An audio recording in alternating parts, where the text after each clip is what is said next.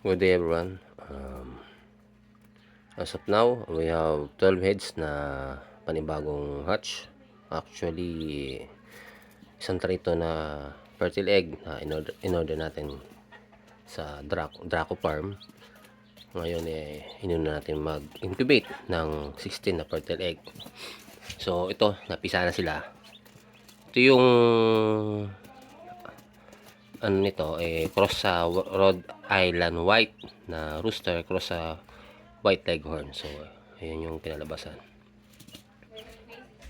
which is good kasi talagang bilugan sila. Then kahit na medyo nahirapan tayo sa humidity kasi lalong sa panahon na mainit, ang hirap pataasin yung humidity, lagi lang nasa 60, pero still yung 12 na fertile egg na sure na mapipisa ay successful naman. So ayun lang po.